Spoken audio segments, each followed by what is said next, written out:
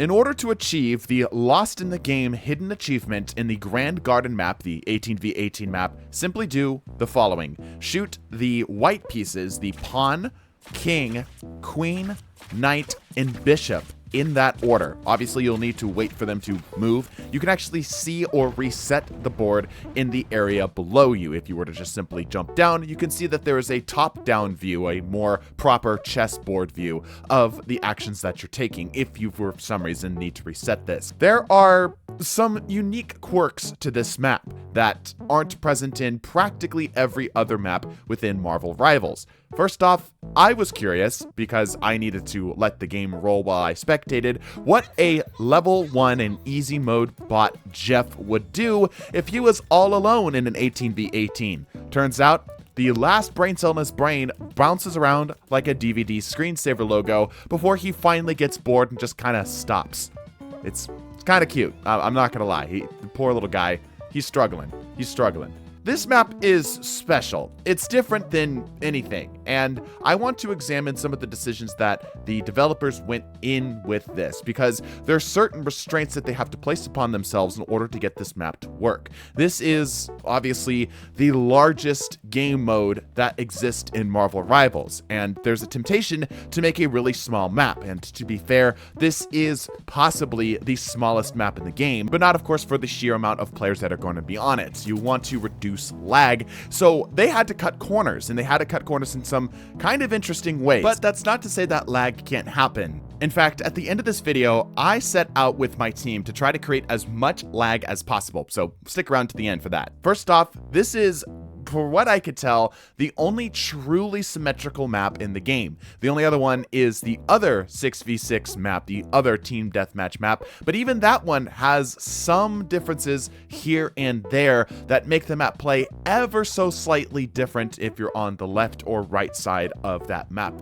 This map needed to be big enough to hold all 36 players, but small enough that it didn't get so large that people's systems were lagging, especially on the lower end of systems, right away. In order to achieve this effect, you'll notice that this map uniquely has practically nothing on the outside. Minus the skybox with this massive hand reaching down, there is literally nothing. And if you've seen our map analysis videos in the past, you know that is very odd for Marvel Rivals, because Marvel Rivals does a really good job of making a world feel fleshed out by putting what would be walkable terrain way into the sunset, places that players would never ever reach. This map is surrounded by a void. There's absolutely nothing out there, but it would feel really bad if you were looking at that the whole time. The map would feel really barren, but instead it feels very claustrophobic. Even if you're just by yourself, it feels like there's a lot going on, and that's because the map is designed sort of like an eggshell. The map reaches up around itself, building massive walls and enclosing players in,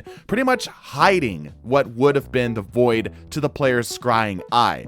Map design and game design in general is all just smoke and mirrors. It's a big illusion in order to sell players on the feeling of being in this area. So this is a really great way to very subtly keep players involved with the map and quietly hide away what would have been nothingness. Next is the sheer density of health packs. There are so many health packs on this map for obvious reasons. You can't guarantee that every single team is going to have a balanced 2-2-2 of DPS, tanks, and supports, so health packs are absolutely everywhere. But I bet you some of you didn't know about this little hidden health pack right here. At least 20% of you haven't seen this health pack hidden right here in the middle of this water column up on the high ground. It's possible you might have picked it up by accident, but if you're ever fighting up here, there you go. A little helpful, little handy tip for you to use later if you do decide to keep playing this game, maybe to farm the new Jeff skin or something of the sort. I really wanted to look for signs of creation, basically the fingerprints of the designers of this map. They're in every single game, and I was curious as to how well kept they made this map. Oftentimes, when I'm taking my spectator camera into places that the developers never intend a player to ever see, there's quite a lot of scratch work, let's call it. Places where the developers have clearly just kind of not cared because it's not necessary to make the game run smoother. It's just easier to build the map out and focus on more important things. But this map is really, really clean. There's hardly any wasted polygons down here, and hardly any leftovers from when the developer was working on something and just kind of abandoned it. The only thing I can really find is this random straight piece of grass and these weird, I guess they're flower hedges that I don't know of where they are in the rest of the map. There's very few destructible terrains here, again, guaranteeing you it's because they don't want to create more lag in the system. In fact, we even went so far as to see how much lag we could create in this map by stacking pennies. So I'm gonna go ahead and end it off here. Enjoy the rest of the video. Bless your faces, and deuces. Let's see if we can break this SOB. Try not to kill each other. I know it's gonna be hard. I want to see some PCs catch on fire.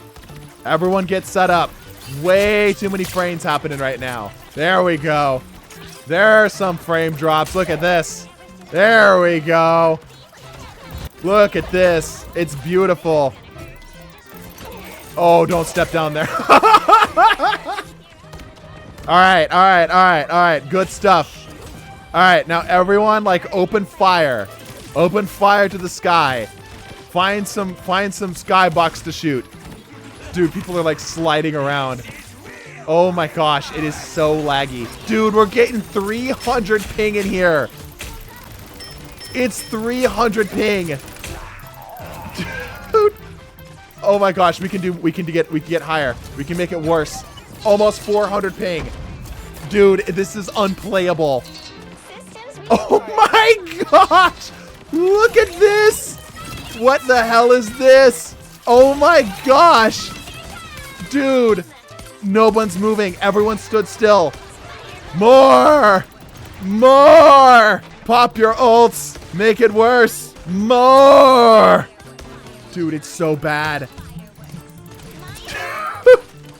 Everyone's moving at like 1 frame per eventually. Oh my gosh. They all coordinated their ults. We're up to 500 ping. Can we get it even worse? Dude, look at this. Come on, we can hit 600 ping. I believe in us. We're so close to getting 600 ping. Come on, we're so close to getting 600 ping. Oh, we're so close to getting 600 ping.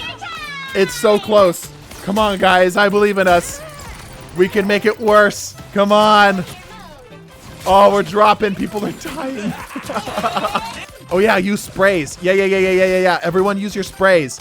We can make it worse. Oh, my gosh. Even my spectator camera's lagging. Look at this. Someone crashed. Did they actually? Oh, my gosh. Yeah. We actually lost some people. Oh, we hit 600. Oh. We're up above 600. Let's go. Can we get higher than 600? More. Need to ult at the same time. Oh, yeah. Thought stream crashed for a second. No, it's just the game. Look at this. She's like moonwalking, bruh. I think this is as worst it'll ever be. I'm literally defying gravity. Yeah, we got the... Dude, and that was incredible.